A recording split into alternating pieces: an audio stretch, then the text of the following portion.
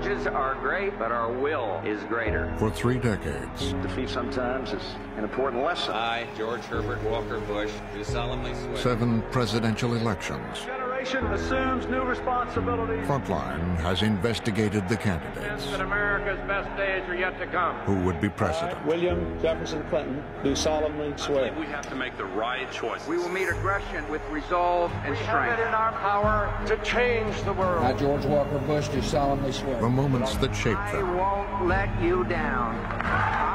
Let it be said, we refuse to let this journey end. That future is our destiny. The presidents they would become. I, Barack Hussein Obama, do solemnly swear. We have to heal the divides in our country. I am your voice. And now on Frontline.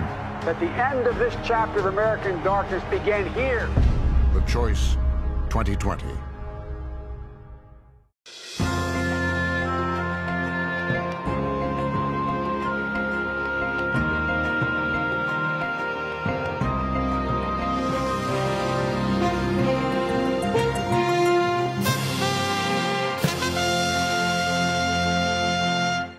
This program contains graphic language. Viewer discretion is advised.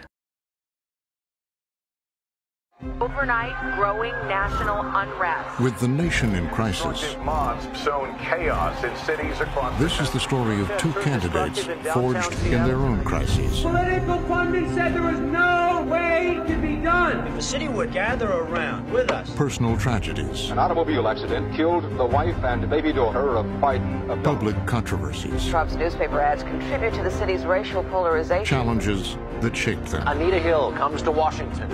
The Donald is facing an incredible cash crisis. And show how they would lead a country now in crisis. Together, we are taking back our country. The Choice 2020. We're in a battle for the soul of America. Trump versus Biden.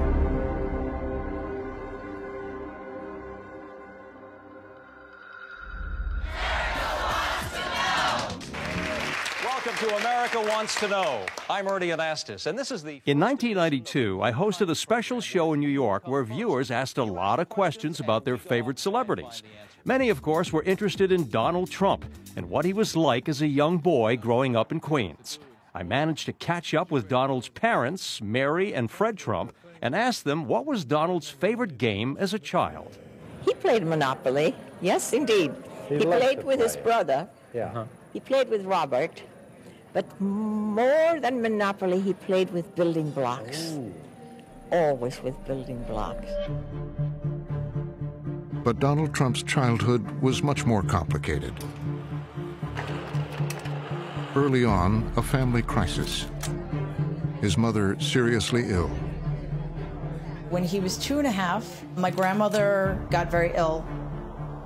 Donald, who was at a very, very critical point in his development as a child, was essentially abandoned by her. He may not entirely trust women.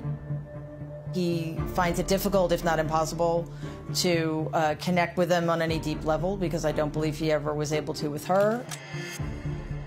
When you ask him about how she showed her love, he has nothing to say.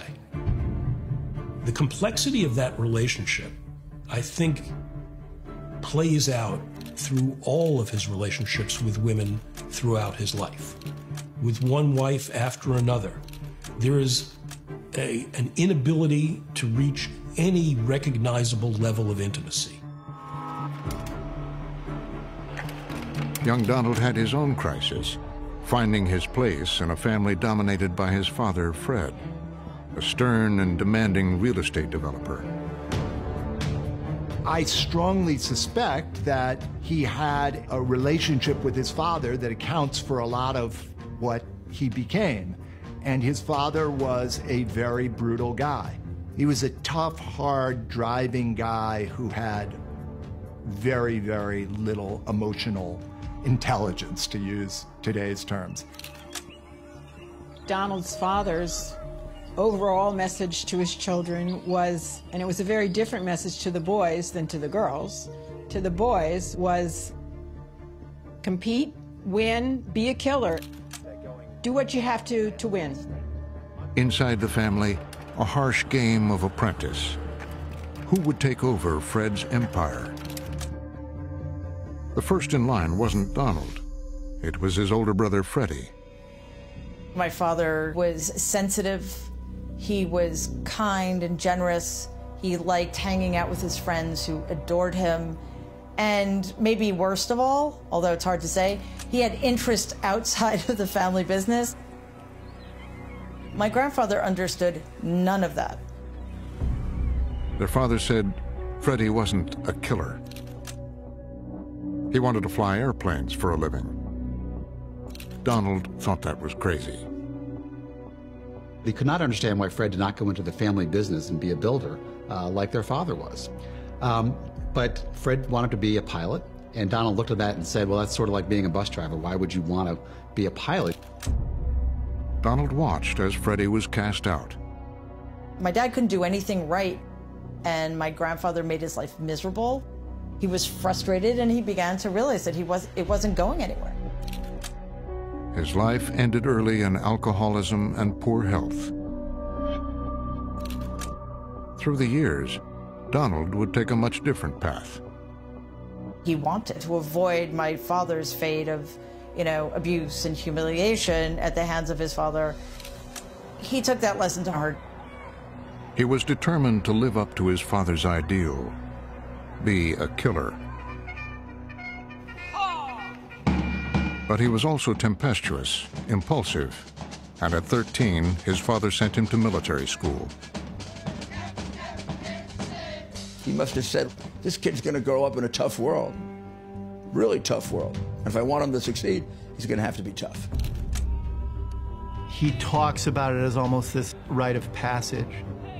He said to me that when he arrived at the military academy, for the first time in his life, someone slapped him in the face when he got out of line. It would be a 5-year lesson in how to be a bully. Donald Trump yelled at his classmates, he pushed them around, he even used a broomstick as a weapon against classmates who didn't listen to him when he told them what to do. All of us were part of this culture of you beat on kids when they didn't do the right thing. You got hit, you might have gotten slammed against the wall, you were put you got put artificially into fights.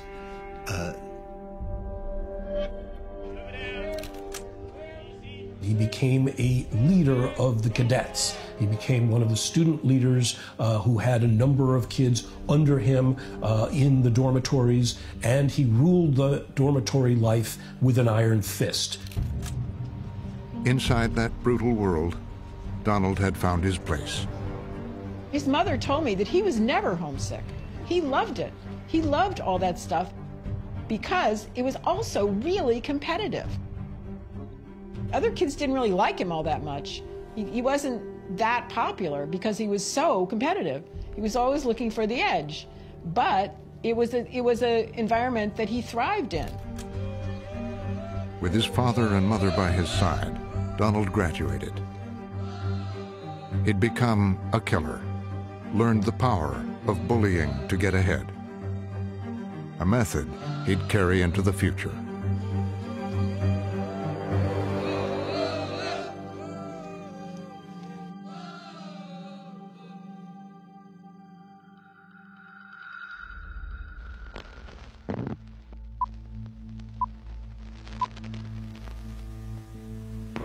Hope to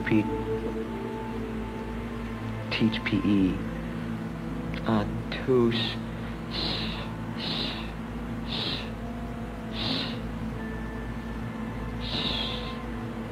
us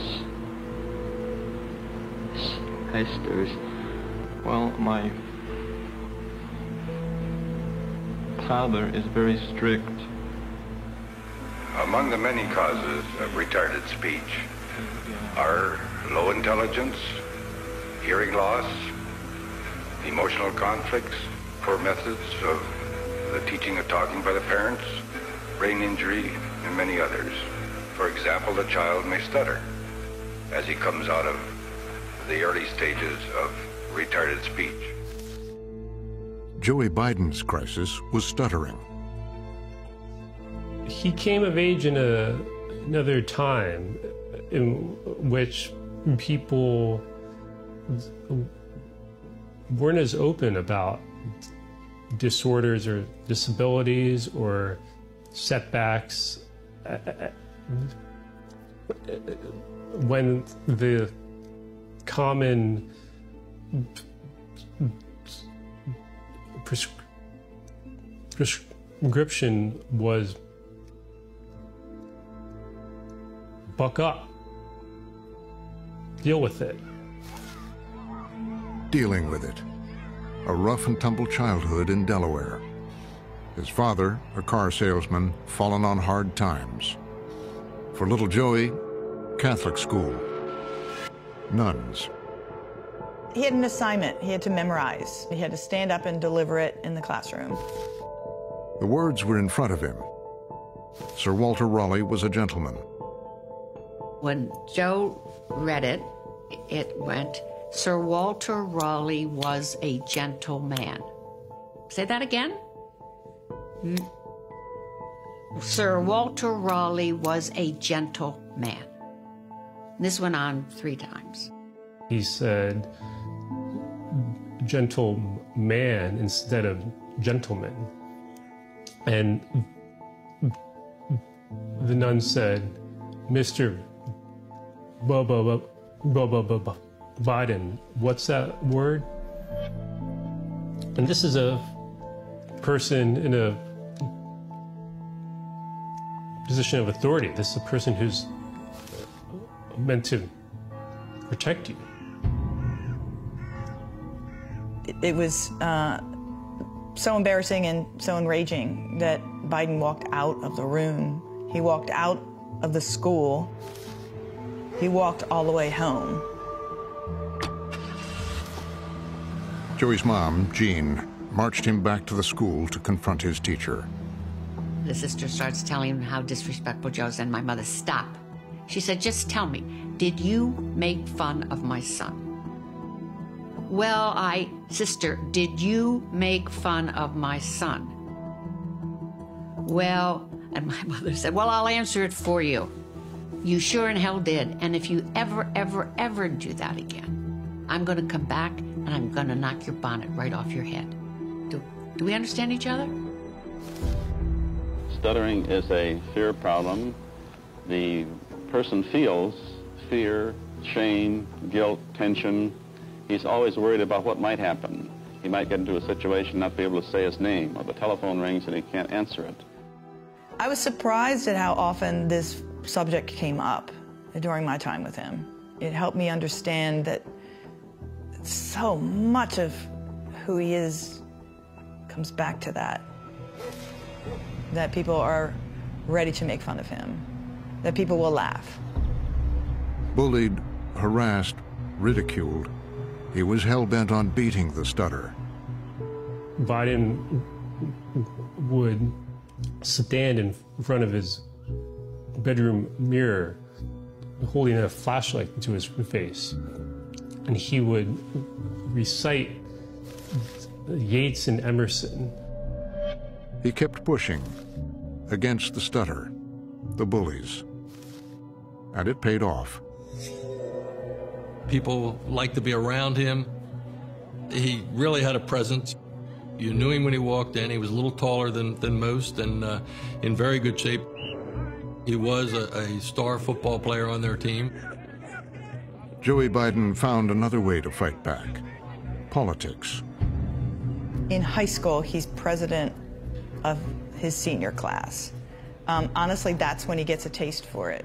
The stutter is still part of him during his senior year in high school, where he has to introduce his family at graduation, and he has to stand up there and not stutter and say this publicly, and he does it.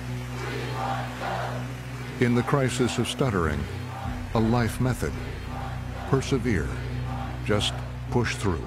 Or in medical research to conquer devastating diseases like cancer. Not the end in themselves. UAW took incredible cuts in their future. Many people would say Biden's stutter is among his most visible weaknesses, if not number one. But it's also a source of his strength. It's also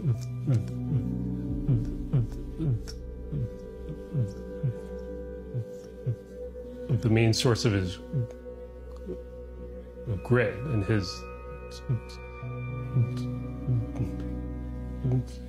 determination to just be there, competing.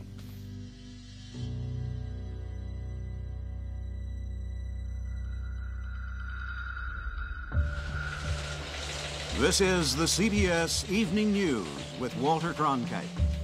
Good evening. For 7 months, New York City has teetered on the brink of financial disaster. Another piece of New York fell by the curbside today for who knows how long. By the 1970s, New York City was in crisis. Employees as part of the struggle to keep the city from going bankrupt. New York City suddenly comes apart. The city, for the first time, was losing population as well as jobs and losing its economic base. New York was in tatters then, but there were opportunities everywhere you looked. The New York City of the early 1970s was made for someone like Donald Trump. In that crisis, 25-year-old Donald Trump saw a chance for personal gain. He was struggling to make a name for himself, break out of his father's shadow. Donald, from a very young age, wanted to exceed his father and go into Manhattan and be the success that his father hadn't been in terms of notoriety and fame. What's going on? Trump took his shot. It started with a rundown hotel near Grand Central Station. The old Commodore Hotel was in such sorry shape that it had boarded up windows, it had rodents all over the place. It was one of the markers of New York's sorry decline. And Trump saw this as a grand opportunity. In New York City, the rate of unemployment is much higher than it is It was an enormous gamble, but with the city on the brink, And so the city continues to stagger beneath the weight of its multiplying fiscal problems. Trump believed New York was desperate enough to pay him to transform the hotel. If the city would gather around with us, we can produce with a lease guaranteed by the state of New York, a New York City lease. But he was new to Manhattan. He needed a guide. He found Roy Cohn.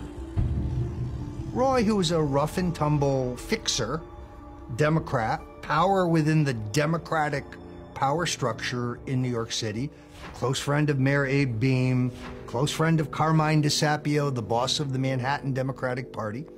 I think he was like Donald's ambassador to the world of Manhattan. Cohn had been disgraced for leading McCarthy-era witch hunts, but Trump saw him as a killer. Roy cultivated an image as a bulldog. Nothing would stop him from tarring opponents or even doing illegal things. His pride and joy was bullying people and bribing people and making deals behind the scenes. He was a fixer. He was a connector. Roy Cohn was the kind of master of the dark arts. He was the person who helped shape Trump's approach to life. What he learned from Roy Cohn was never apologize, always attack the character of your opponents, that they're somehow malicious, that they're somehow doing the devil's deed here, and let the public know that. That was Roy Cohn. Cohn knew just how to get the tax breaks Trump needed to build his hotel. Roy Cohn, because of his unique positioning within New York City at that time, was able to pull certain strings to get tax breaks. New York taxpayers would be on the hook for more than $400 million. He's able to set up this deal, which the state bills as a special new program, but isn't a special new program. It is just a giveaway to Donald Trump, a tax giveaway. It's been a long, hard fight. How do you feel? Well, I'm very happy, and I think the city of New York is going to be very happy. he transformed the Commodore Hotel. With Cohn's help, Trump had thrived in crisis, used it to his advantage. The mayor and the governor of New York were among those on hand for the ribbon cutting ceremony. He got it done. He got it done by bullying his way through, by pretending to have more backers than he really had, by pretending that he was actually putting large sums of money into it when he really wasn't. And the con worked. He got the money, he got the permits, he got it done. You use deception, you use intimidation, you use all of the tactics that you can find. It is an utterly transactional sense of the world. And what's in it for me is the kind of founding credo. One of the things that Donald learned from School of Dad and School of Roy was that almost everybody has their price. Whatever, it might not necessarily be dollars, although it often is. It might be some vulnerability that won't be revealed, but Roy said that almost everyone, there's a pressure point. It would become Trump's playbook. Exploit crisis in business, in life, in politics.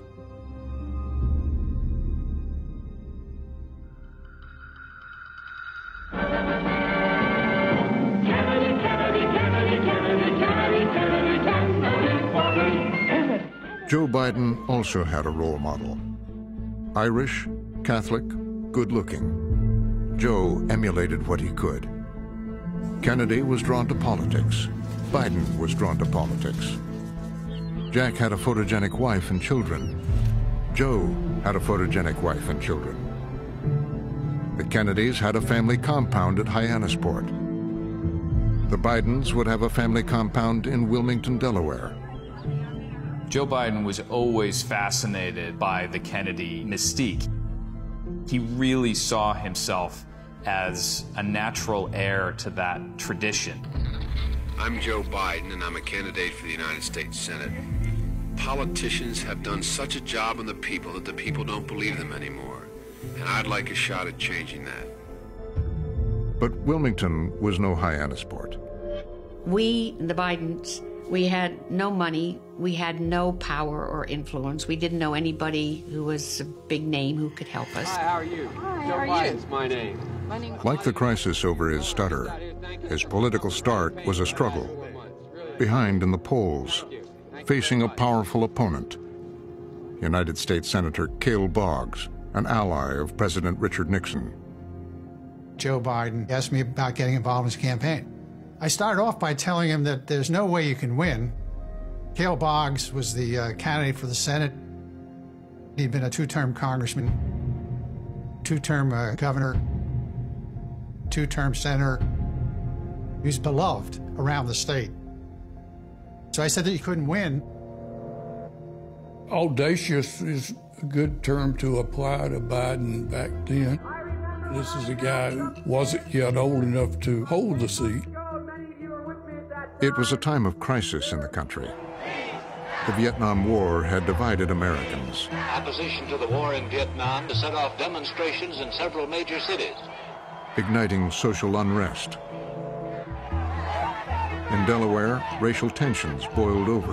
The National Guard was called out in several cities to put down riots. One of these cities was Wilmington, Delaware. Black residents were angry. Joe Biden saw an opportunity to draw on his personal experience with race. Back when he was 19, working at an inner-city pool. He was a lifeguard. He was one of the two white guys. He was a tall, slim, young-looking, good-looking, Elvis Presley-looking kind of guy. That's how he got to know some of the guys who were in the gangs. He just seemed to have a natural instinct for getting to know people, getting to understand them, but not being afraid to be around them. We became friends. We became friends. I was a very troubled child, okay? They have a gang, no food at home, electric cut off, no soap, sometimes no soap and water to take a bath, no hot water.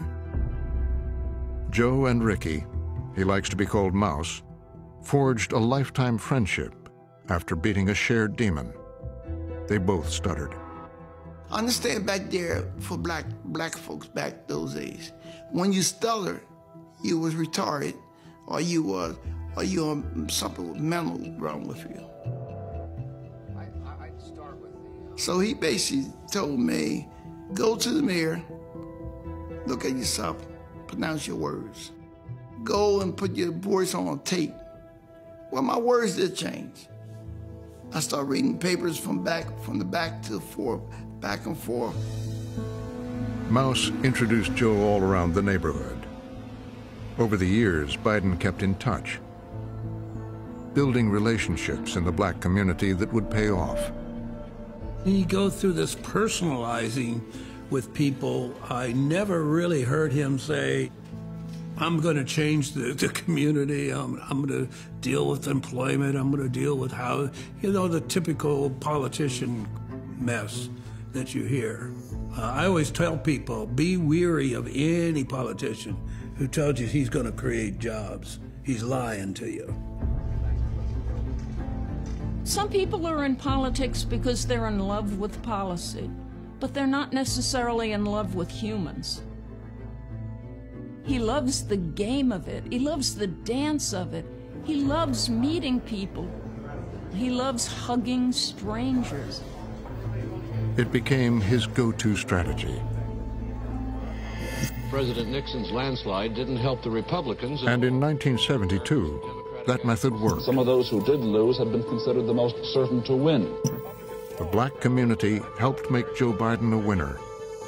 In Delaware, by less than 3,000 votes. Whipped by 29-year-old Joseph Biden. It was very close. People were still surprised, how this even happened. All of you have done something that the political pundits said there was no way in the world it could be done. That night, all the college kids were so excited.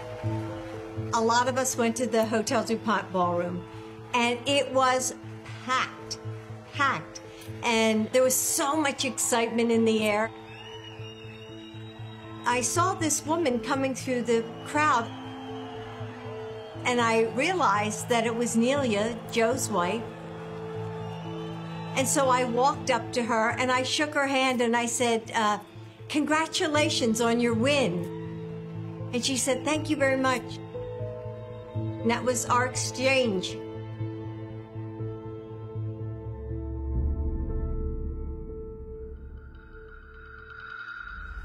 The war of the Trumps has ignited a battle of the tabloid. The unfolding saga of Trump versus Trump. A high-octane mix of the stuff that sells newspapers. They called it the divorce of the century. Trump versus Trump. It was on page 1, page 2. I likened it to World War III. I never saw publicity equal to that. Reports linking Trump to a bevy of beauties. This time, it was a crisis Donald created himself. Georgia cast as the other woman. He'd been cheating on his wife, Ivana. He was in a real crisis, and there had been scandal after scandal in the tabloids. His children were sobbing. Ivanka was sobbing. Donald Jr. was apparently not speaking to his father. And Donald's mother said to someone who was very close to her, I don't know who my son is anymore. The marriage that produced the divorce of the century had begun more than a decade before at a trendy New York bar. She was a model out on the town with friends. Donald came up and introduced himself. Hi, I'm Donald Trump, and I see that you're having a problem getting a table. So he went over to the maitre d', and next thing you know, the girls had a table. An immigrant from Czechoslovakia, she was going places, what Fred Trump would call a killer. The interesting thing about Ivana is I consider her to be every bit as ambitious as Donald and every bit as committed to remaking herself or creating herself. Ivana Zelnichkova had become Mrs. Trump, but that was just the start. She said to me, "Oh, you know, I'm going to go to work for Donald." I said, "What? You're getting married and you're going to work? I never heard of anything like that. Don't you get married not to go to work?" She goes, "No, I told him that I want a job. Give me any job. I don't care what it is. I can't sit at home." I love to work. I like to see the final product. I don't care what kind of business it is in or what kind of work it is. I just adore to work. I can't sit home and look up at the ceiling. It's just not enough for me. She was driven too. Driven. Ivana Trump was Donald's, like they were born from the same sperm. Donald and Ivana mimicked each other. You know, so they were like a ball of fire. Its opening party was one to end them all. Guests, thousands of them mingled with Leclerc's madcap performance. Together, they headlined Trump's biggest real estate project, Trump Tower. And as he expanded into Atlantic City, she became CEO of one of the casinos. In Manhattan, she took charge of the iconic Plaza Hotel. But it would not last. Ivana, in the beginning, that was great. It was very refreshing. He had this powerful woman by his side, but it grew tiresome for him. And why did it grow tiresome for him? Because there are no co-stars in Trump's orbit. There's only one spotlight, and it's on him. When things went well, he became enormously jealous of the attention she got. And when things went poorly, he became extremely angry and insulting and vindictive toward her. During Ivana's renovation of the plaza, Trump's resentment boiled over. We came in and saw the finished room, and the first thing, he didn't like the furniture, and he started cursing out Ivana, and he pulled the door off a piece of furniture. He was so angry. I never saw him so angry in my life. He was very scary that day. He was very, very angry. Do you all argue? In public, Trump made it clear how he felt. We should have world record-setting fights, but we really don't. We get along very well, and there's not a lot of disagreement because ultimately Ivana does exactly as I tell her to do. See, wait a minute. Male chauvinist. Right, men? Is that right? Huh?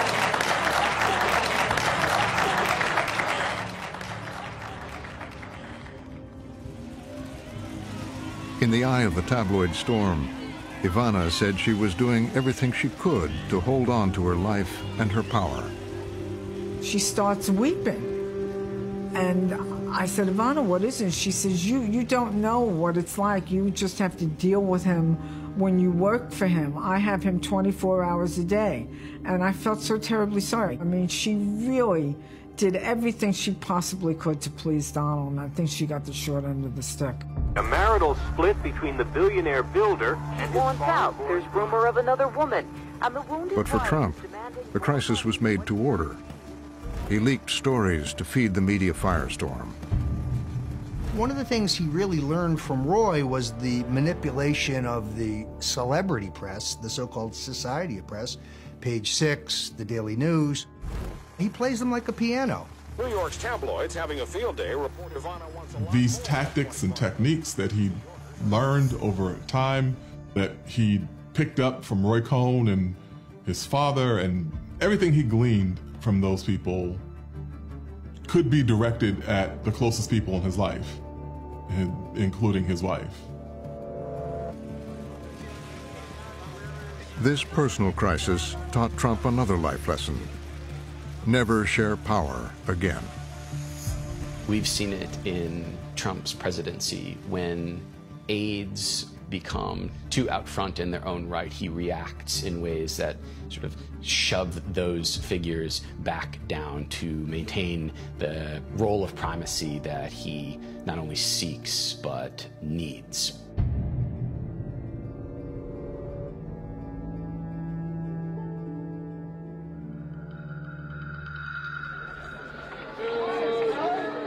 He's 30, Joe Biden had it all. 3 children, wife Nelia at his side, about to take a seat in the Senate. I was assigned to do a long piece on him. Something like, young Mr. Biden goes to Washington. That's when I spent a good bit of time with Joe. And I had lunch with Nelia in the course of doing the story, and I just thought to myself, this couple, really has everything. It's a love story. He met her on a beach in spring break in college. They fell within days, madly in love. Nelia was the love of his life, and it was really a happily ever after tale until it isn't abruptly. Biden and his sister Val were in Washington setting up the office, hiring a staff, when the crisis hit. The phone rings and Val gets it, and Biden is sort of paying attention, and then he really starts paying attention when he sees her face. And I got a call from Jimmy Biden and said, "Come home now. There's been an accident." And Nelia was in the car, the station wagon, with the 3 children, Bo, Hunt, and Naomi.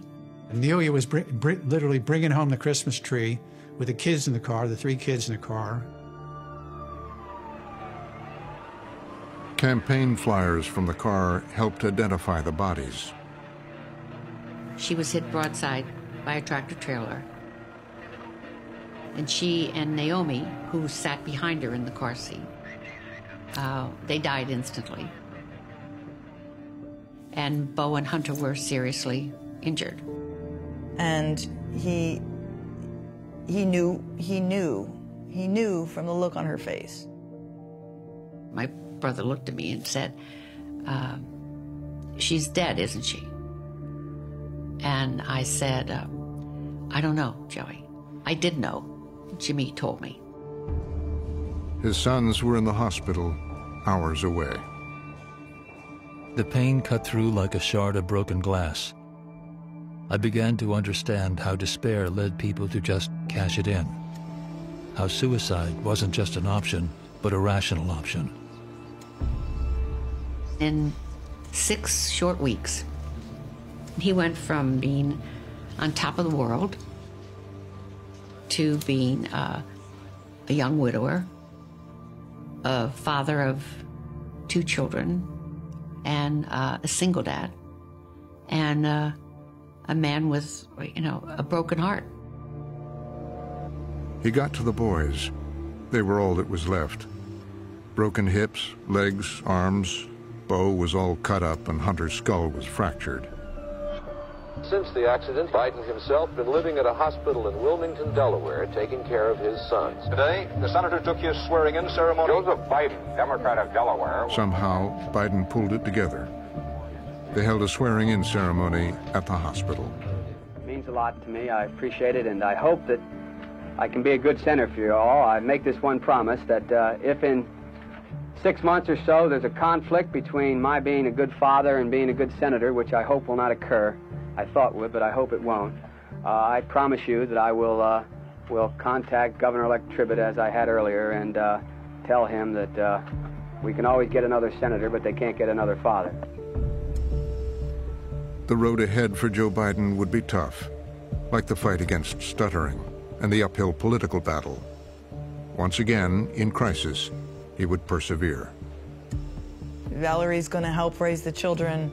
He's going to have a job in Washington and a home in Wilmington, and he's going to ride that train back and forth. He's going to be home for dinner every night with his kids and his sister, and that's going to be the family unit. It's not the one he chose, but that's going to be the one. You don't lose a wife and child at the point in life that he did and not grow from it. You learn from those kinds of experiences. What you do, though, is like Muhammad Ali said one time, I've never been knocked down. I've always been getting up. Joe just never been knocked down. He's always been getting up.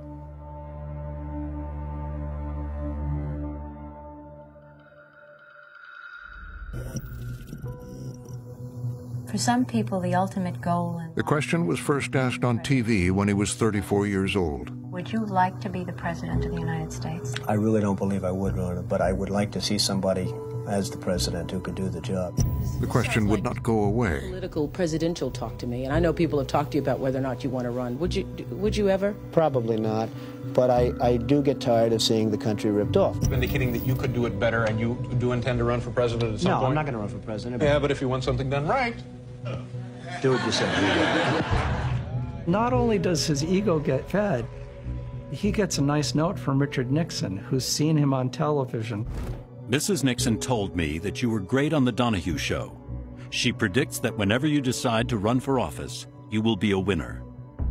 Donald proudly framed this letter and showed it to me at the time we were working together on interviews. He'd made his mark in Manhattan exploiting an economic crisis. Now he'd take on another crisis and raise his profile yet again. It is Christmas Eve in New York, and the talk of the town is not peace on earth, but the violence among us. A vigilante who shot and wounded 4 young men over the weekend. To have it happen in New York City, unbelievable. In the New York City version of a racial lynching. The man is dead. Somebody got to go to jail for that. No justice! Crime and racial tensions were tearing New York City apart. And not one killings or 100 killings are going to stop us from going where we want to go. Trump seized on one headline. A jogger is fighting for her life after a brutal attack in Central Park. She is a white Wall Street investment banker. Her black attackers being called animals in the media. Whose savage beating and gang rape has provoked outrage in a city. It is the ages of the accused, 14 to 17 years old, and the horror of their alleged crimes that has caused a furor. The defendants are about to have their 2 months in court. Raymond Santana, Yusef Salaam, Antron McCrae, they are finally through. There's a rush to judge because there's a rush to solve the crime. Yusef Salaam's arrest was at the center of the storm. We became what was wrong. We became expendable. Trump saw this classic tabloid story. He saw his role and his position instinctively. He knew in his heart that those guys were bad. As in so many other areas, his attitude towards race was shaped by his father. He was being raised by a father who was discriminating against African Americans in the very first apartments with the Trump name. He was raised in this setting where the people of color and the black people that he saw were people who were working for him. It was his father's driver. They were just a very racist family, you know. People of color, you know, African Americans in particular, Jewish people, women were all considered fair game. And, you know, racism, anti-Semitism, and misogyny were very common in my grandparents' house. And it was just the way it was. Trump took out full-page ads in 4 city newspapers. Trump took the extraordinary step of buying a full-page ad in 4 New York newspapers. Trump's newspaper ads contribute to the city's racial polarization. We hadn't even gone to trial yet. 2 weeks passes and we are essentially given a death sentence with this ad. They should be executed for their crimes. I want them to understand our anger. I want them to be afraid. And then he signs his name at the very bottom. People don't sign their name to things that they're not proud of. The ads basically are very strong and vocal. They are saying, bring back law and order to our cities. This ad was a whisper into the darkest, most sinister parts of society. You better believe that I hate the people that took this girl and raped her brutally. You better believe it. And it's more than anger, it's hatred. And I want society to hate him. And Trump found a way to insert himself into the story, to signal where he was on these issues, and began to learn the lesson that if you can capture that fear and you can become the champion for those afraid people, that there's a lot of political opportunity in that. In the process, Trump had touched a nerve and found a sympathetic audience.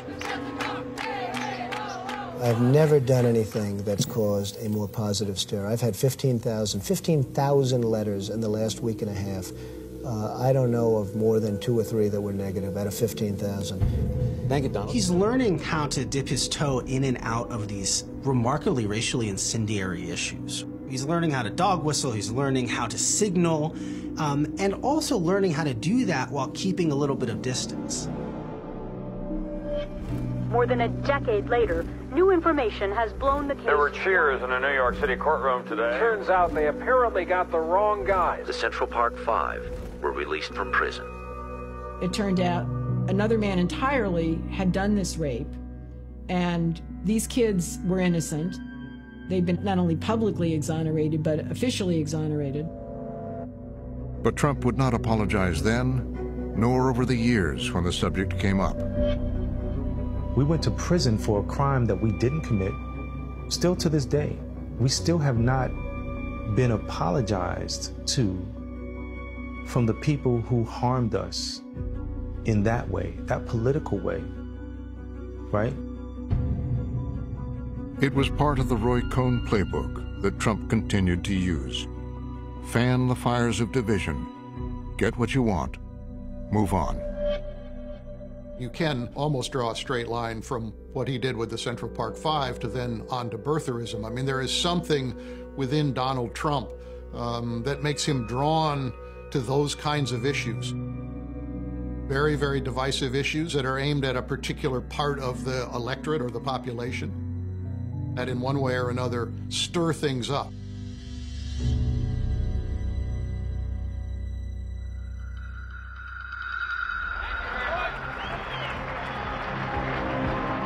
After 14 years in the Senate, Joe Biden was going for the big one, running for president.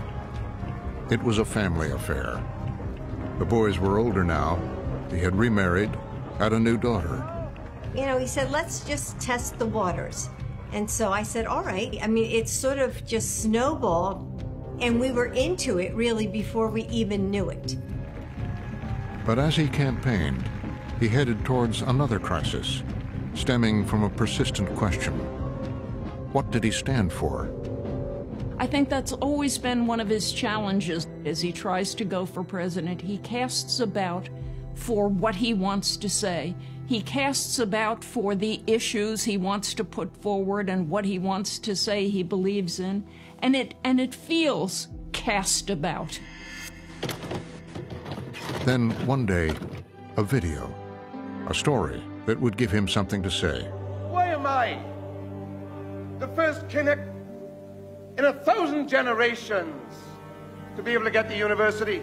Obsessed with the tape, Biden studied it. He later wrote, "The ad was riveting. I couldn't take my eyes off Neil Kinnock." Is it because they were weak? Those people who could work 8 hours underground and then come up and play football? Weak?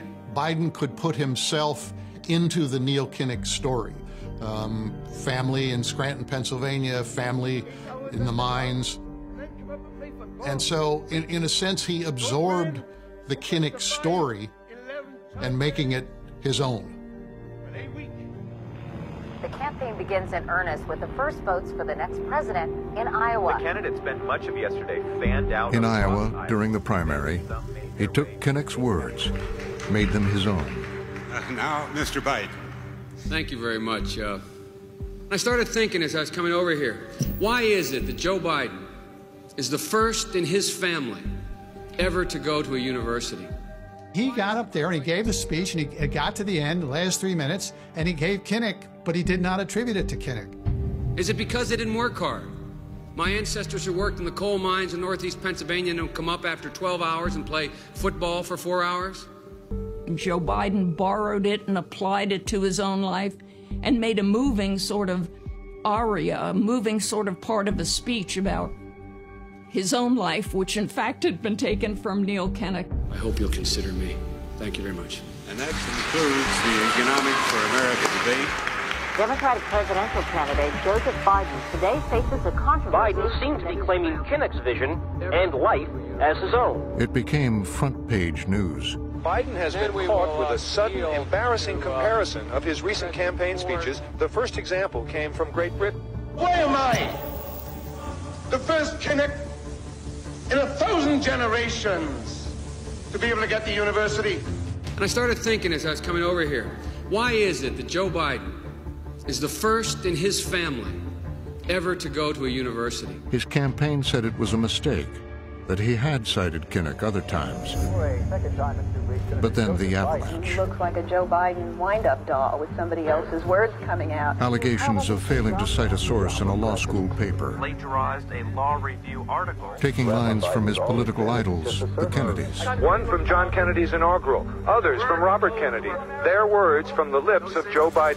When he was accused of plagiarism, we felt that, you know, his character was being attacked, and it sort of took us back. Thank you for coming. I apologize for not being able In to trouble, do this last night. Biden tried to do what he'd always I done. did not say, to paraphrase Neil Kinnock, I should have. Apologize. I should have known it was Robert Kennedy's quote. I did not know that. Admit his mistakes. And I've done some dumb things, and I'll do dumb things again. Persevere. But I tell you one thing, my learning curve is moving on this presidential race, and I want to tell them all, I'm in this race to stay, I'm in this race to win, and here I come. Thanks a lot, folks. He thought he could put it behind him.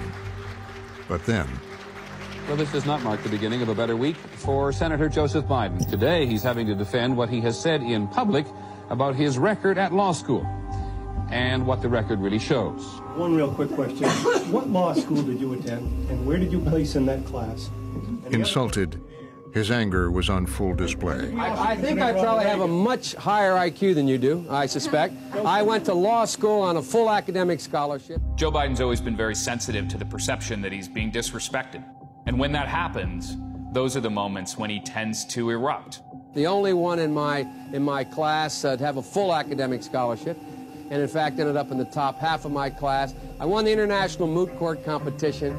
But Syracuse University law school records released by Biden just last week show he sought a partial, not full scholarship for financial, not academic reasons, that he finished not in the top half, but 76th out of 85 students. Joe Biden comes off as someone who has a lot of self-confidence, but obviously there's an imposter syndrome dynamic at work here, because if you feel like you have to make up stuff about yourself and invent stories that are not your own, and then do it in such a self-destructive way in which you can be caught, that speaks to a level of character and certainly insecurity. Hello, everybody. That is common among a lot of politicians. Delightful to see you all here. You know my wife, Jill? Pulling out of the 1987 presidential race was really devastating to Joe and to me and to our family. The exaggerated shadow of those mistakes has begun to obscure the essence of my candidacy and the essence of Joe Biden. He recognized that this was a fatal blow to his hopes of winning the nomination in 1988. And I think it was a very painful decision. Thanks, folks. My wife and I thank you very much. And Tommy, Biden lost this fight. Delaware Senator Joseph Biden dropped out of the hunt. Joe Biden blames mostly himself. He returned to the Senate, continued his method, persevere through it all.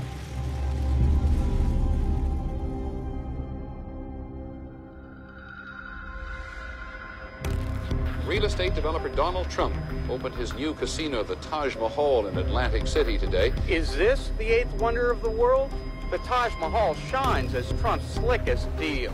The biggest crisis of Donald Trump's business career began with one giant bet.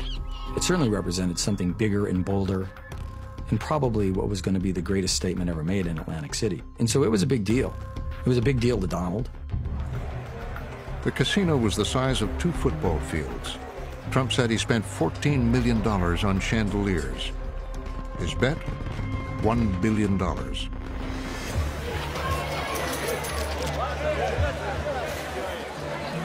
People were mobbing Donald. I was shocked. I couldn't believe that, asking him for his autograph and everything. I mean, he had just catapulted into this rock star. In TV reports, Trump bragged that he was the reason the Taj would be a success. Needs to make over $1 million a day to cover expenses. Trump says his business sense and ego will make it happen. Ego's an interesting thing. I mean, I have always been referred to as somebody with a big ego, but I really believe that I've never met a successful person without a very large ego. And if you don't have a big ego, you're not going to be successful. It's as simple as that.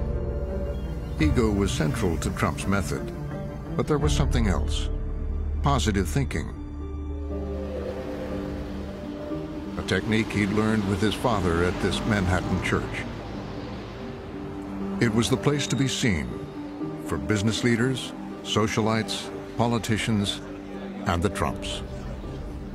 Every Sunday, he would show up at Marble Collegiate Church to go to Norman Vincent Peale services. The God who made this world was a wise God. He wants people who live life and like it. Love it. I think part of it was this positive message that Peale had, that you could achieve anything you wanted. There was nothing that could stop you. Peale's book, The Power of Positive Thinking, taught followers visualization, envisioning the world that they wanted. One reason that the positive thinker gets positive results is he is not afraid of a problem. It's this toxic positivity that perfectly fit in with what my grandfather already thought. Everything's great, you know, and if you think that way, then everything will be great. The problem is, everything is not always great. How then can you face the future with confidence? The three influences on Donald Trump, as I sometimes describe them, are School of Dad, School of Fred Trump, School of Roy Cohn, and School of Norman Vincent Peale. It was Peale's kind of outlook that carried Trump into Atlantic City, with the vision of his name in lights: Trump Plaza, Trump Castle, then the billion-dollar Trump Taj, paid for with junk bonds. I don't think Donald Trump spent 1 minute worrying about debt. If he introduced doubt into his life, the whole thing would unravel. Trump was warned repeatedly he was headed for disaster, but he dismissed the warnings. He doesn't really like hearing bad news. An optimist sometimes is so optimistic that they don't want to hear anything, that even if they're heading right off a cliff, they might not want to hear the news. What worries some analysts is the amount of junk bond debt Trump has incurred to build the Taj Mahal. Inevitably, reporters began to question whether Trump's vision could be profitable. Trump says he believes they will. The Taj Mahal is going to be a tremendous success.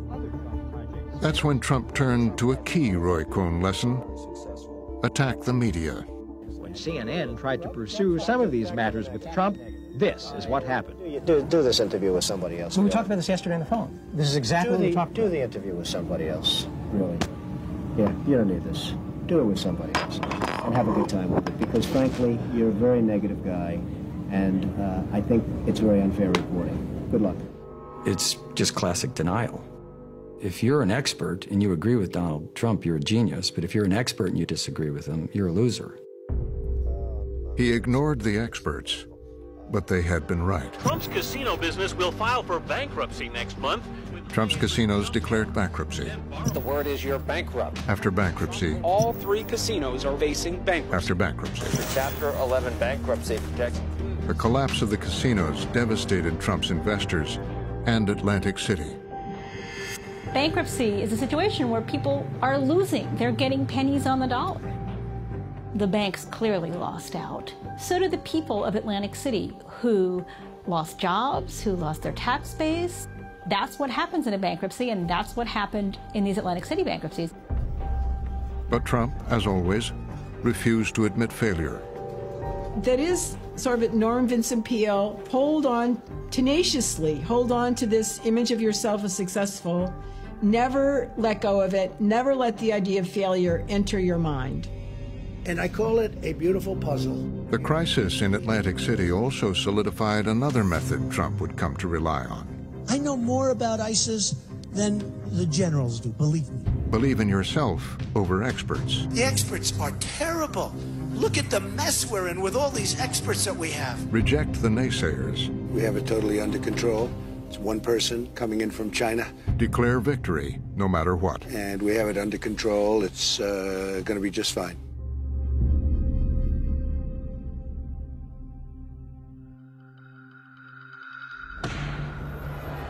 President Bush said he has no doubt Clarence Thomas will be confirmed to the U.S. Supreme Court. Thomas will try to persuade the Senate that he has no position 1991. Joe Biden, now the powerful chairman of the Senate Judiciary Committee, was facing his biggest crisis yet. Allegations against Supreme Court nominee Clarence Thomas. This affidavit charged that Thomas sexually harassed a former employee, Anita Hill. Good evening. We begin tonight with the potential for political explosion on Capitol Hill. Clarence Thomas ran into trouble today. Questions are growing over charges of sexual harassment against Thomas. It seems to have been a nightmare for Joe Biden. As a man, he felt uncomfortable about it. As a white man, he felt uncomfortable taking Clarence Thomas, a black man, on about it. And the whole subject matter just made him incredibly uncomfortable. Another witness who's come forward against Thomas. Of a second woman who once worked for Thomas. Biden was at first reluctant to have Hill testify, but the story was exploding. There were actually 3 other women, other than myself, who were willing to testify, who had actually said they called Senator Biden's office and offered their own testimony. Angela Wright offered her own stark allegations against Thomas, which Thomas denied. He asked me in one situation what size my breasts were. He told me he wanted to date me. This is a man who who, in my opinion, has often spoken inappropriately to women. But Committee Chairman Biden conceded tonight that new information about the allegations. With the pressure mounting, Biden agreed to let the women testify. The hearing will come to order. Welcome, Professor Hill. Professor, do you swear to tell the whole truth and nothing but the truth to help you God? I do. Thank you. Biden's committee was all white men. The men of the Senate, as they were called. There was not a single woman who might have understood her story from a woman's point of view. Can you tell the committee what was the most embarrassing of all the incidences that you have alleged? I think the one that was the most embarrassing was his discussion of pornography involving these women with large breasts and engaged in variety of sex with different people or animals. That was the thing that embarrassed me the most and made me feel the most humiliated. He's kind of in the middle of the road. I'm a Southern woman, and I've always heard that the only thing in the middle of the road is roadkill and yellow stripes. And then you have to take a position, and you have to decide what you stand for. He didn't know whose side to come down on. Thank you. My time is up under our agreement. Let me now yield to my friend from Pennsylvania, Senator Specter. Biden's close friend, Republican Arlen Specter, led the charge against Hill. I find the references to the alleged sexual harassment not only unbelievable, but preposterous. He cast doubt on her memory. How reliable is your testimony in October of 1991 on events that occurred 8-10 years ago? He suggested she was exaggerating.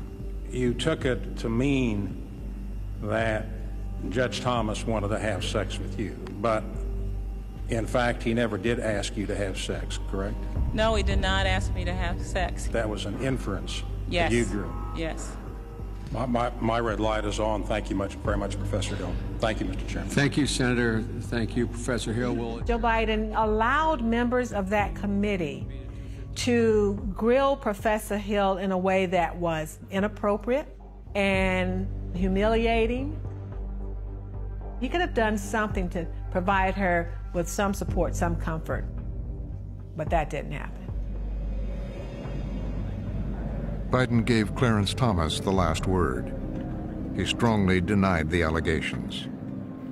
This is a circus. It's a national disgrace.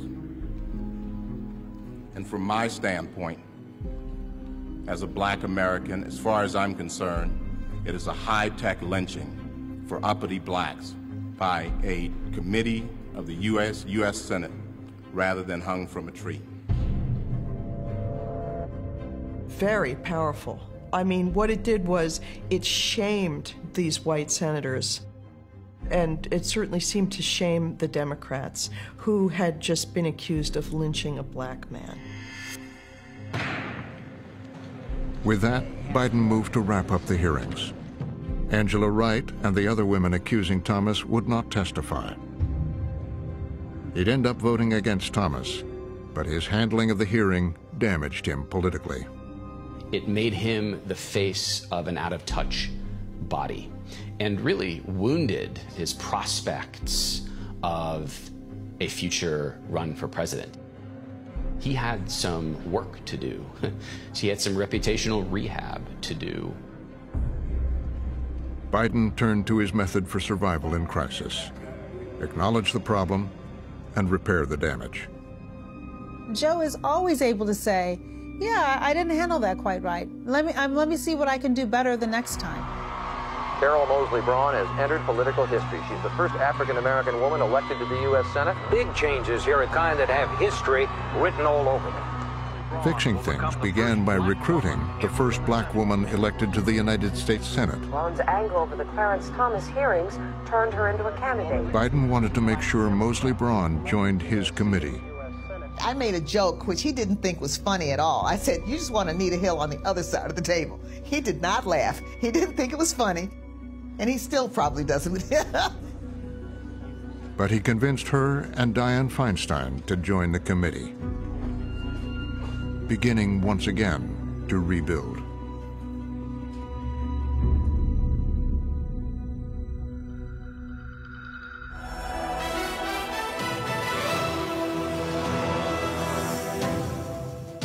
My name's Donald Trump, and I'm the largest real estate developer in New York.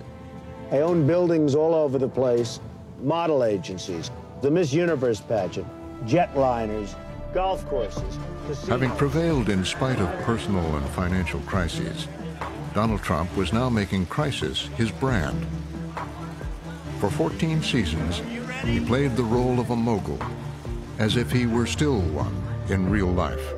His financial dynasty toppling like a house of cards. In the wreckage of Atlantic City, Trump had changed course. Trump's name once meant gold. Today it means trouble. And doubled down on what had been a side business: celebrity. He's always saw himself as a potential TV or entertainment star. It's another part of his personality, is he likes to be an entertainer. Donald Trump. On TV. It's the Donald! Oh my God! Excuse me, where's the lobby? Movies. Down the hall and to the left. Thanks.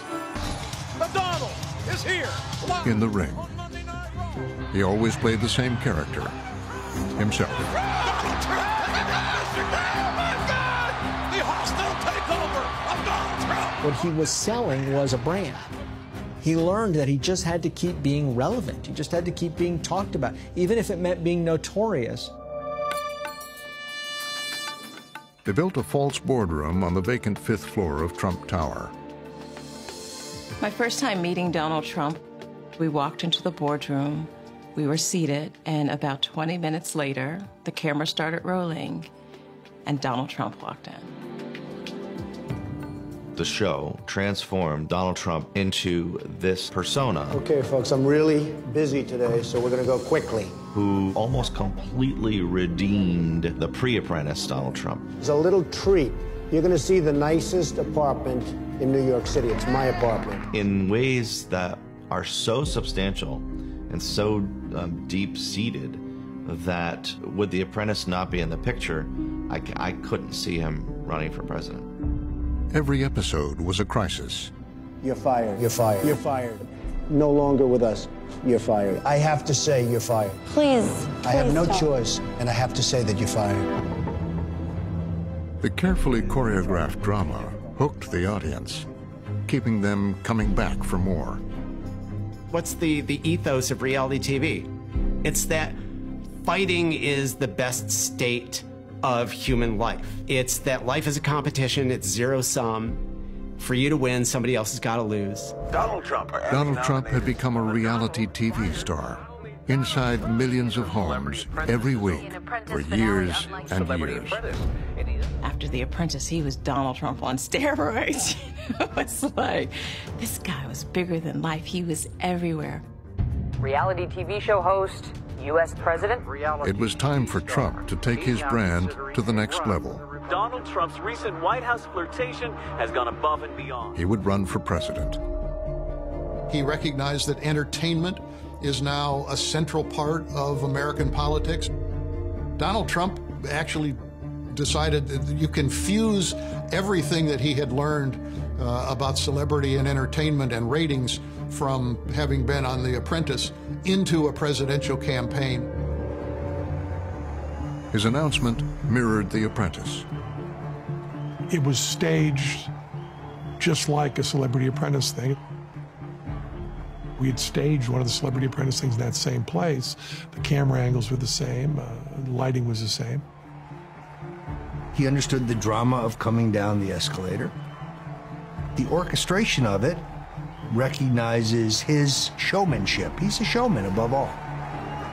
A crowd filled out with, yes, with actual actors who were promised $50 a pop to simulate enthusiasm for him and play a role in a similar way to the way that he was playing a role. Ladies and gentlemen, I am officially running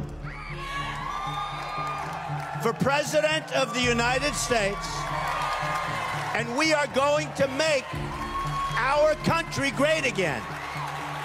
The developer who went bust, the reality TV star, was on his way, harnessing the power of crisis and conflict, image over reality.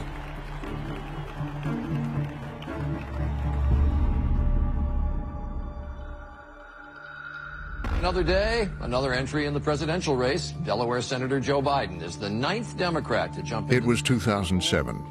Joe Biden was running for president again. But that very day, it sure isn't easy running for president these days. It all blew up. This was not a good day for Joe Biden, was it? No, it really wasn't, Katie. Just got into the race today, and no sooner than he did, he talked his way into a national controversy. Spent much of the day discussing these comments he made to a newspaper reporter about Senator Barack Obama. I mean, you got the first sort of mainstream African American who is articulate and bright and clean and a nice-looking guy. I mean, that's a storybook, man. Yeah. Some people listening to those descriptions of Obama, articulate, clean, heard racial overtones, or at the very least, condescension. I think when people heard the clean and articulate line, there was a wave of eye rolling, certainly among African Americans. It was the kind of well-intentioned but benighted commentary that you expect from people who inhabit environments where there aren't very many black people. And the United States Senate has historically been a prime example of that. Tonight, his campaign is doing damage control. He'd been here before. Damage control. Kinnock, Anita Hill. Joe Biden's apologizing for a remark he made about Senator Barack Obama, saying, quote, "I deeply regret any offense my..." He followed the playbook. Apologize, persevere. This is The Daily Show with Jon Stewart.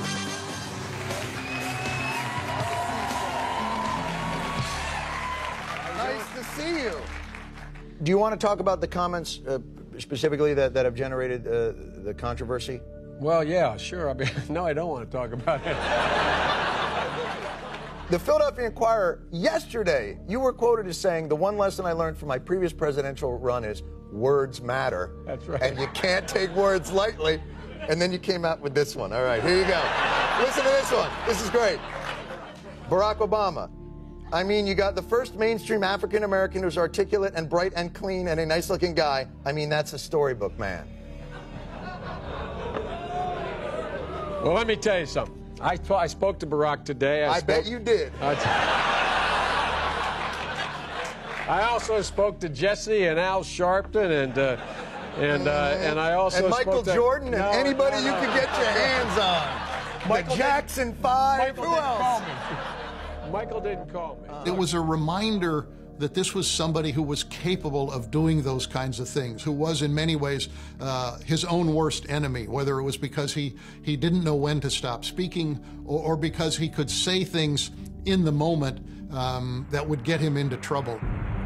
The latest news is that Joe Biden is dropping out of the race. Joe Biden is dropping out of Once the race. again, Joe Biden's campaign would collapse.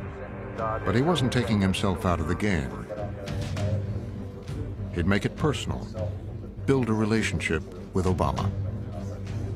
Out of competition came mutual respect, and mutual respect led to a real relationship, a friendship, and Joe Biden became somebody that President Obama looked to for advice and counsel. Senator, Civil War snowball? You are not going to get anything out of me off the vice president. Nothing. Soon, that relationship would pay off as Obama sought a running mate. I did say that I made the selection, and that's all you're going to get. I think Obama really liked the idea of choosing the guy who had said these things about him that so many other people found offensive, of showing this kind of magnanimity around racial issues and racial rhetoric that I think was key to his winning. Obama asked him to be on his ticket as vice president. At the house in Wilmington, the Biden inner circle gathered. He was not going to do it. I mean, there's no doubt he's not going to do it. We had another one of those family meetings and a few key people. The kid said to me, "Mom, you have to talk Dad into running." And I said, "Joe, this is such a great moment in history." His mom said, well, Joe," she called him Joey. She said, "Well, Joey, you're telling me that the first African-American president in history thinks that you can help him get elected, and you're saying no?" Game, set, match. It was over. Barack Obama is projected to be the next president. Senator Barack Obama of Illinois. He turned a political crisis into a relationship and became vice president. 47 years old, will become the president. He had already squared away in his mind that he understood that Barack Obama was president, Joe was vice president, and Joe understood the job of vice president and wore it well. In the Obama White House, Biden brought with him something the president didn't have: relationships in Congress spanning decades. These were his recently former colleagues, and he knew that he could call them and they would take his call, and that he could go and thrash issues out with them with a degree of comfort that President Obama didn't have because he hadn't known them as long as Vice President Biden. Biden became Obama's trusted partner. The real question isn't what thing did you do if you're vice president. The real question is how much influence did you have? And I think Biden understands power and leveraging power. I think he had a genuine relationship with Obama. They spent a lot of time talking. But I think he was a very influential vice president in that way, and an extremely loyal vice president. In return, Obama bestowed on Biden something special, a kind of political sainthood they called the Obama halo. Joe Biden has the Obama halo. Everybody knows that. That is the cleansing of Joe Biden and everything that may have happened. And there's such a great irony that someone who was the architect of the '94 crime bill and a white man of this age, when you think about Anita Hill, his crutch, the reason for his success is a black man with a funny name who's kind of skinny from Hawaii by way of Kansas.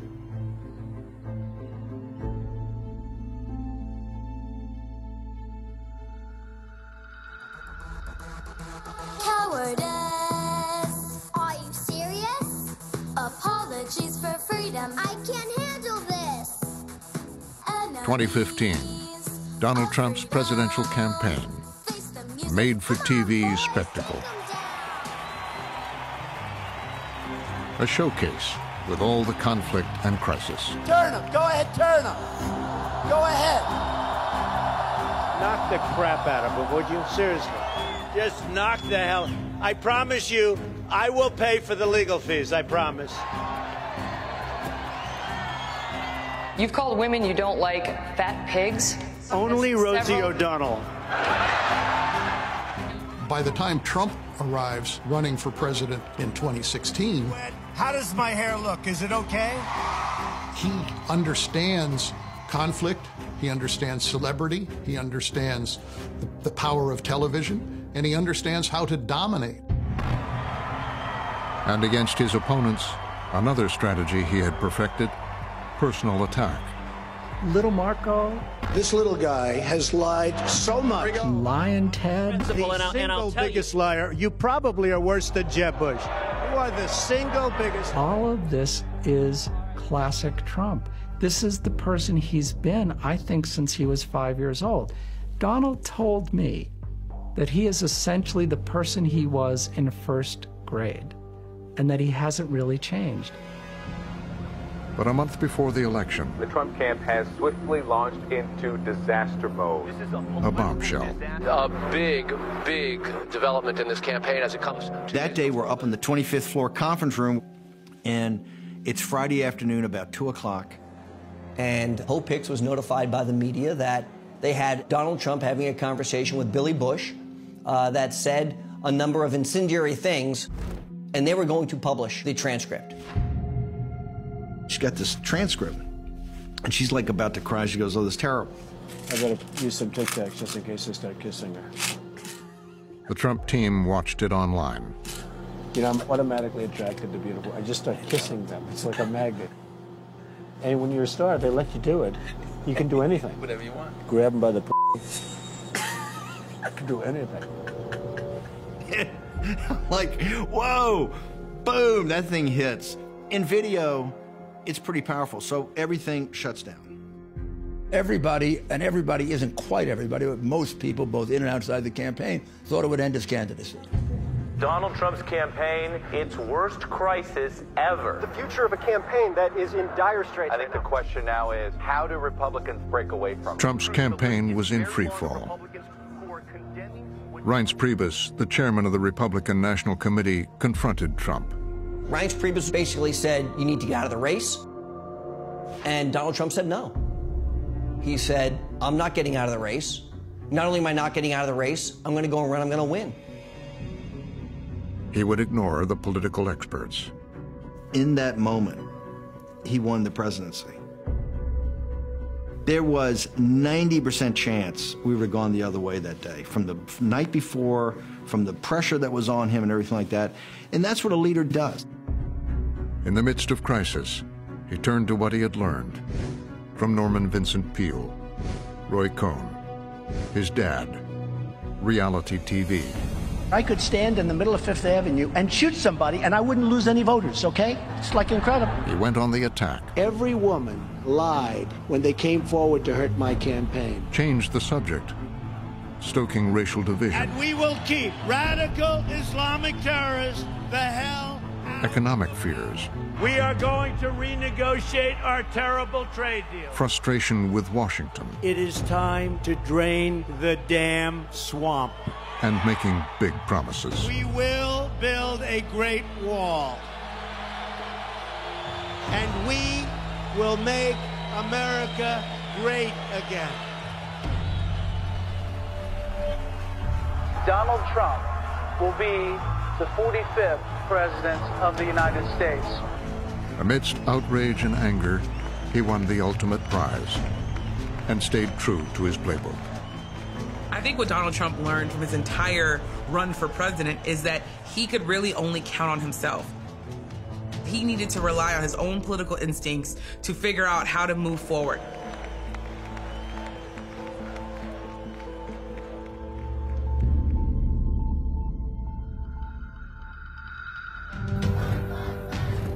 Through the Obama years, building racial tension, outrage over police violence against African Americans.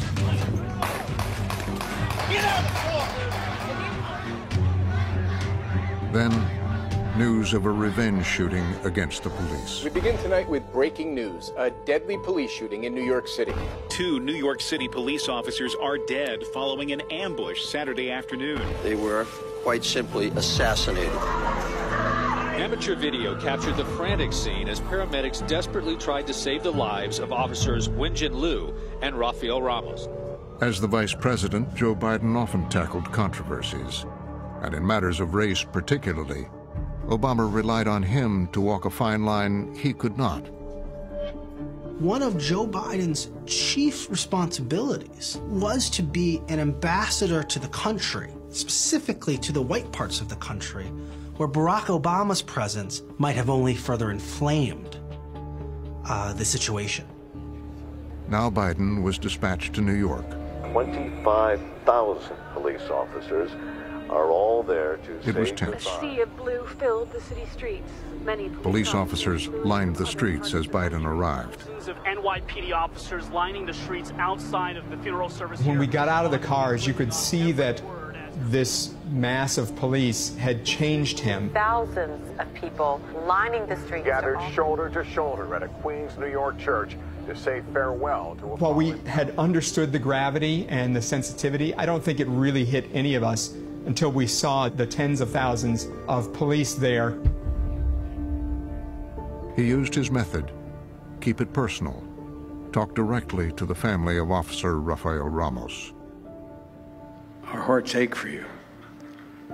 I know from personal experience that there is little anyone can say or do at this moment to ease the pain, that sense of loss, that sense of loneliness. Joe Biden has been defined in public life by heartbreak and empathy. That when Joe Biden steps up at the funeral, you know that those tears are real. That the time will come. The time will come when Raphael's memory will bring a smile to your lips before it brings a tear to your eyes. That's when you know it's going to be okay. I know it's hard to believe that it'll happen, but I promise you it will happen. It's an odd role in public life to be known as a person associated with grief. And Joe Biden never wanted to be that person, actually. It was not how he imagined his own political future. But because of his life, he ended up being this public political symbol of suffering and of resilience. And eventually he embraced it. But he actually didn't want to be that. That day, there was unfinished business. Biden wanted to see Officer Wenjin Liu's family. We came out of the church, and Joe said, I want to offer my condolences to him as well, to them, to that family. He wanted to go and meet them and talk with them. So the police worked it out so that we could visit, and they had a translator there. I can remember walking up the stairs with an interpreter, and the family was all crammed into this tiny kitchen, and we sat and we talked to them. And we must have been in there, I don't know, a good hour. I started to notice that Wenjin Liu's father had rarely left my side. Occasionally, he would lean into me so that his shoulder touched my arm. "Thank you," he kept saying. "Thank you, thank you." We went out on the sidewalk, and the father, who didn't even speak English, just held on to Joe. And, he was so grateful that Joe had come to offer condolences to the family.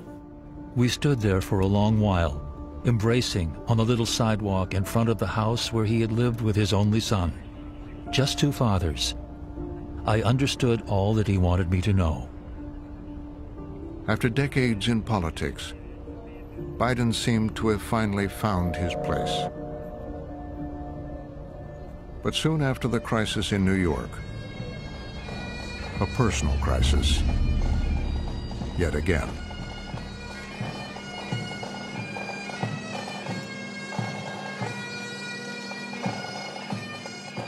Biden was burying his own son Bo. He was the apple of Biden's eye. He was not just someone who he thought was brilliant and successful and just so proud of him. It went beyond pride. It was almost like, he's the perfect version of me. Bo had served in Iraq. He was Attorney General of Delaware. They talked about the presidency someday. Joe often describes him as Joe 2.0, and he looked like his dad. He had a lot of the same skill sets as his father. He was very charismatic, he was charming, he was funny. But then, brain cancer. Death at 46.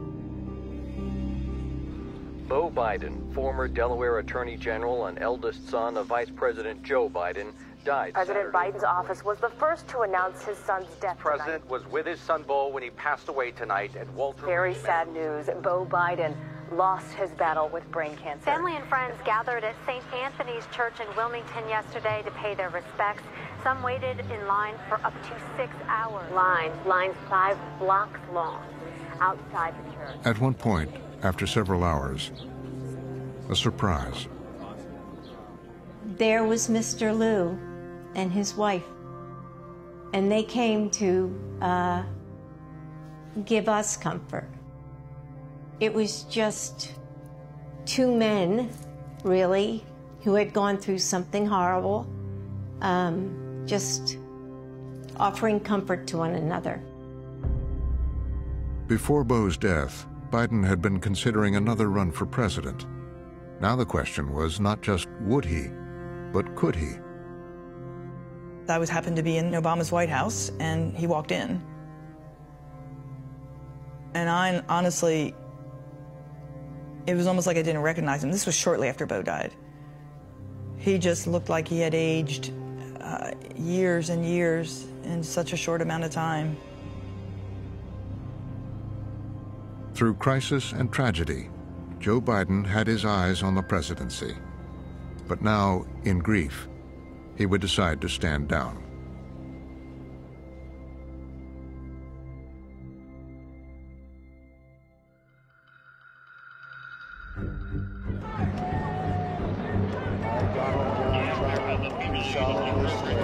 From the very beginning of Donald Trump's presidency, he ignited crisis. This American carnage stops right here and stops right now. It's a crisis. Donald Trump's president of the United States. Now comes the hour of action. There's been enough talk. Week 1, a travel ban aimed at Muslim countries. A scene of outrage at JFK Airport in New York. Now protests, outrage, and backlash. To me, it just felt like continuing chaos. North Korea will be met with fire and fury like the world has never seen. Ongoing threats to other nations. There was no effort to say what are the priorities here, and I think he makes decisions quickly and can change them very quickly too. And sometimes to be 180 degrees of what he had decided just a few hours before. And just like The Apprentice, firings, turmoil, confrontation. We've had reality TV framing for the presidency. If you see the serial exits of people who, really had built significant careers only to be kicked around and then ejected unceremoniously. Reince Priebus, Sean Spicer, Anthony Scaramucci, John Kelly, General Mattis.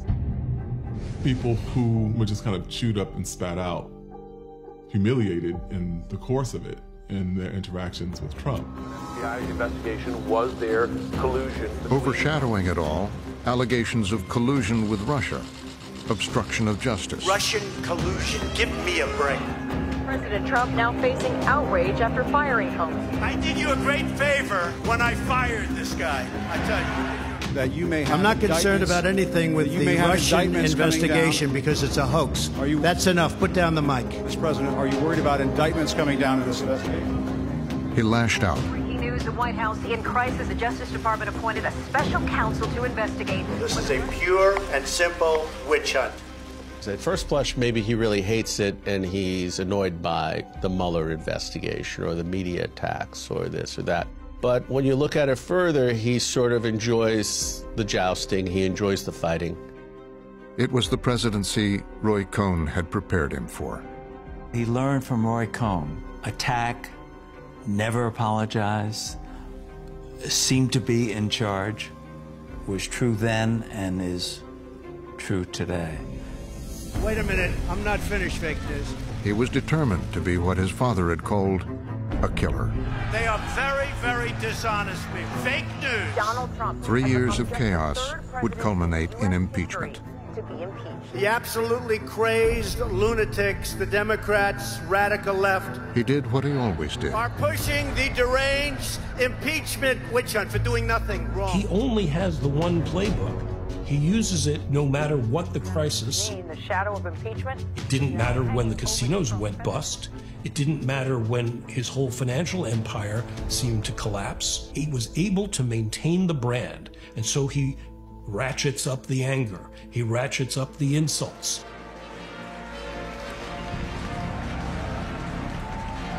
And in those first years, it seemed to work. This is what the end result is.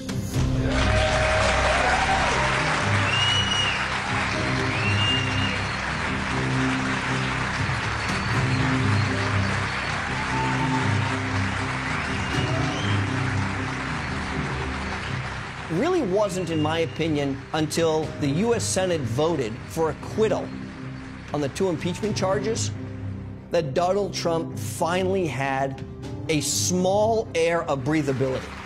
So, you can take that home, honey. Maybe we'll frame it. It's the only good headline I've ever had in the Washington Post. Thank you very much, everybody. Thank you. Thank you very much. He had unified the party behind him, left his imprint on the Supreme Court, delivered tax cuts, undermined Washington's institutions. My grandfather remains Donald's audience of one. It's to him Donald's continually trying to prove himself.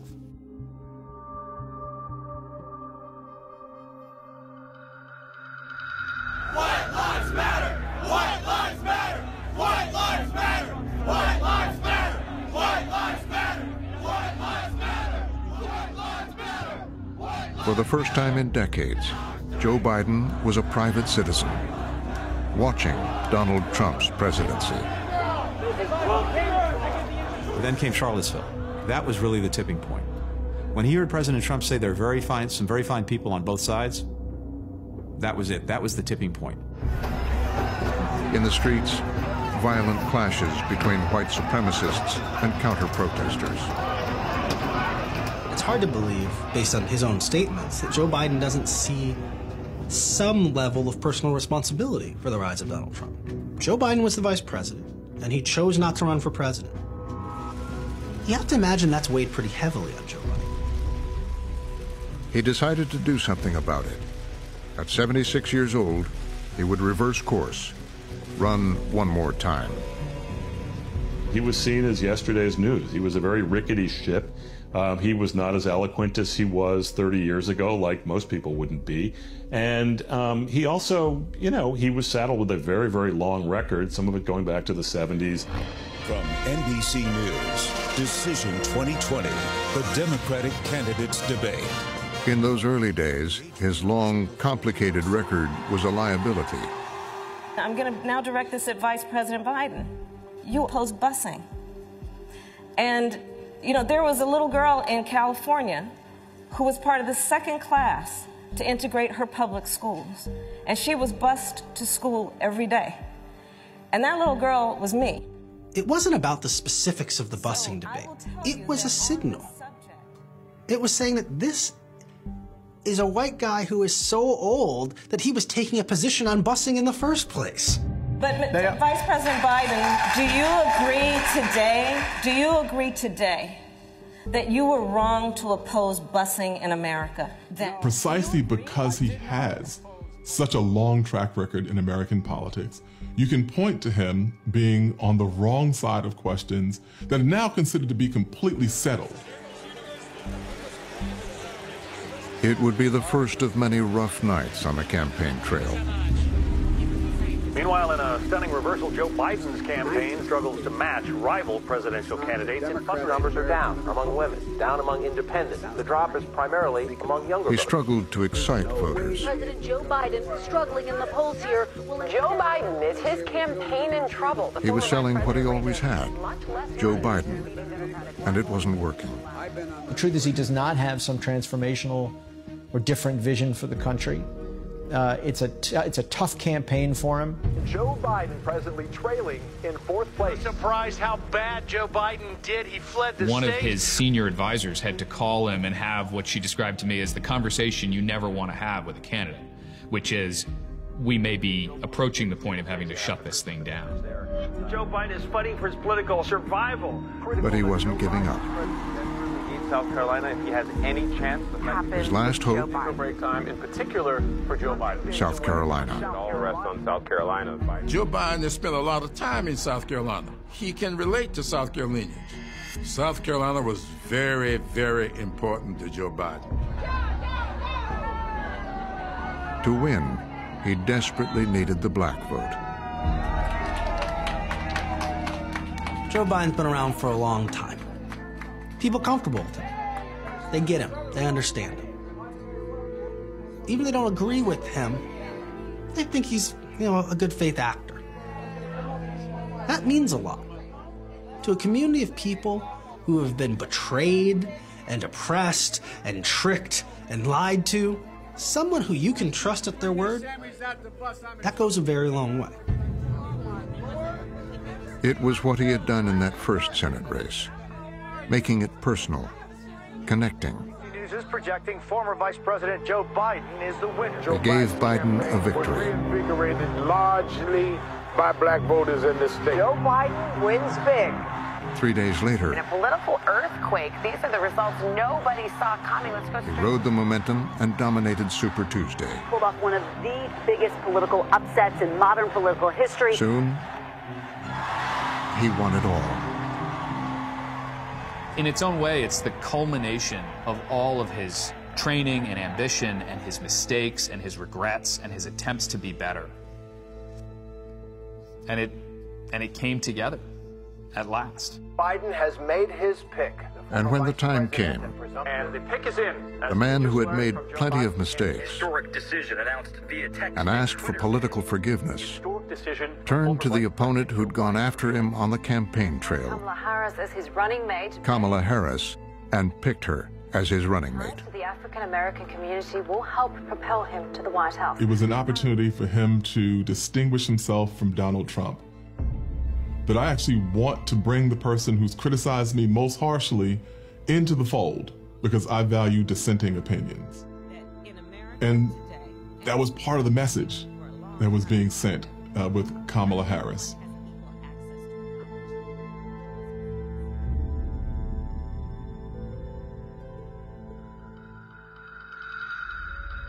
Growing worries in response to the deadly coronavirus. Wuhan, China. That's the epicenter of Wuhan, China.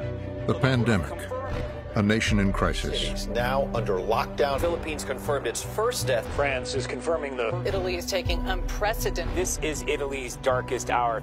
A threat Donald Trump was trying to play down. Coronavirus officially hitting the U.S. worldwide, including at least 12 confirmed. A tragic turn in the coronavirus outbreak. The first death from the disease. He used the Norman Vincent Peale approach.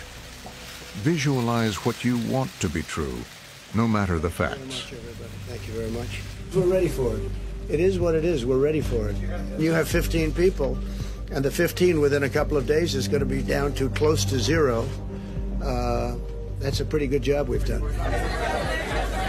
As the country deals with this worst pandemic, they're seeing in a man that doesn't see any problems.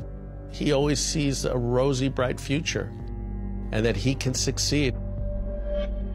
There's no question that in the first several months of 2020, staff on the NSC and the Centers for Disease Control were raising red flags about what was happening in China, the president was determined not to hear any bad news. But we have done an incredible job. We're going to continue. It's going to disappear. One day it's like a miracle. It will disappear. This unwillingness to think about the implications meant there was no strategic planning going on, because that would have meant acknowledging we were facing a severe threat, and he simply did not want to do that. Empty streets lead to packed emergency rooms across New York City. Paralysis in this typically vibrant city in just a matter of weeks. As the death toll rose, FEMA sent 85 refrigerated trucks to New York City to hold the people who've perished. he doubled down. Now the Democrats are politicizing the coronavirus. You know that, right? Coronavirus. They're politicizing it. Very Roy Cohn, very School of Dad, very Norman Vincent Peale. Just insist that you're successful. Insist that what you're doing is right. Now, what do you say to Americans who are watching you right now who are scared?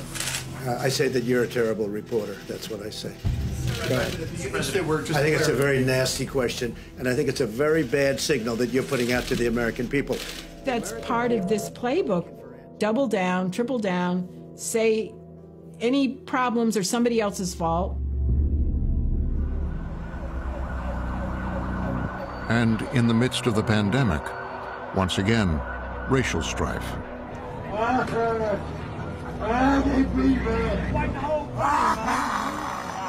Get up, get in the car. Mama. Get up and get in the car right. Get off him now. What the? Bro, he's not moving. George Floyd, killed by police. And that opens the floodgates. I can't breathe. I can't breathe. I can't breathe. I can't breathe. I can't breathe. What we saw in the days and weeks to follow that was this confluence of these multiple factors. The deeply, deeply frustrated Black Lives Matter movement, of a particularly incendiary video.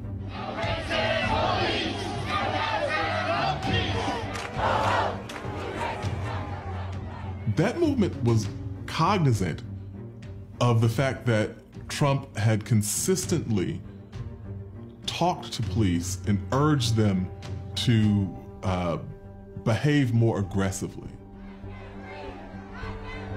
Trump's approval ratings were plummeting. Protesters were massing outside the White House.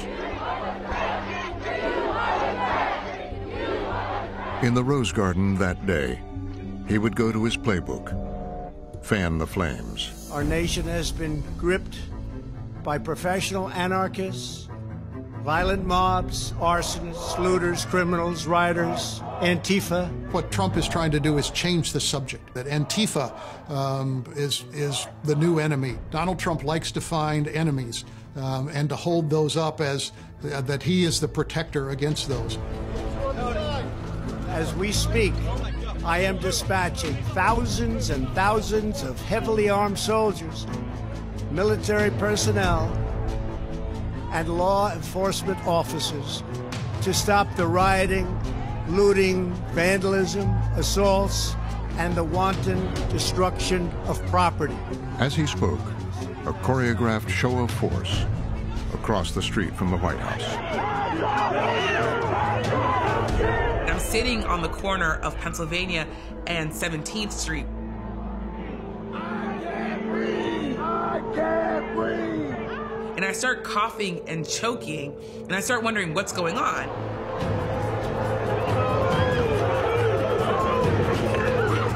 And I look up, and it's clouds of smoke, and it's officers throwing some sort of chemical gas that is making my throat and my eyes burn, and I see people running. And this line of police officers coming, and they're clearing the streets. And I'm completely confused because I'm wondering, why is the White House doing this? Then the president left the Rose Garden for a dramatic TV moment. I felt badly for some of the people who were in that march. I've been asked what I would do, and I've said I probably would have gone along. How am I going to say no? And then I would have felt very badly about it later. But that's an effect Trump has on people. Really, it's just a picture. It's just an image of the president being in charge. And that's his vision of what the president is, the guy in charge.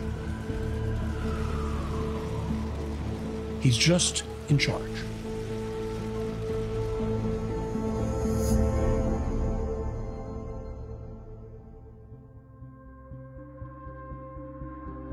For Joe Biden, the nation in crisis gave him an opportunity. May history be able to say that the end of this chapter of American darkness began here tonight, as love and hope and light join in the battle for the soul of the nation. One last chance to see if making it personal, persevering in the face of adversity, can prevail. This is a battle we will win, and we'll do it together. For Donald Trump, a lifetime of conflict had prepared him for yet another fight. And this election will decide whether we will defend the American way of life or whether we will allow a radical movement to completely dismantle and destroy it. Another chance to see if turning crisis to his advantage can carry the day. Together we are unstoppable. Together we are unbeatable.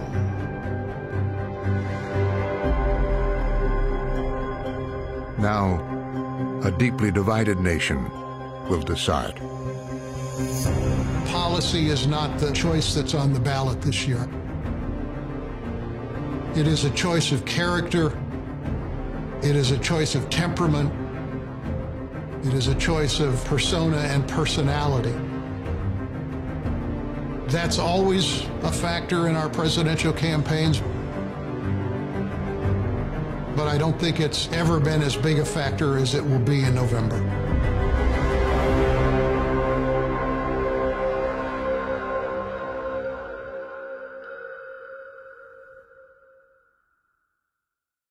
Go to pbs.org/frontline for the latest Frontline Transparency Project. Explore 60 interviews from the making of this film. There was no strategic planning going on. George has never been knocked down. He's always been getting up. And listen to a conversation with director Michael Kirk on our podcast, The Frontline Dispatch. So we looked long and hard at all of the things that have happened in their lives. Connect with Frontline on Facebook and Twitter, and watch anytime on the PBS app or pbs.org/frontline.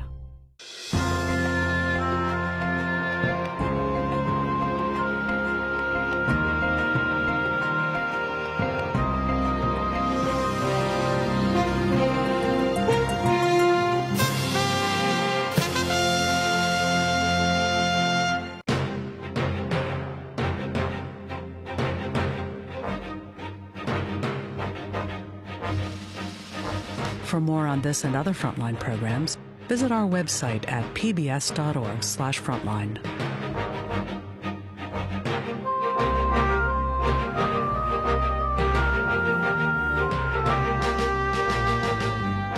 The Choice 2020 is available on Amazon Prime Video.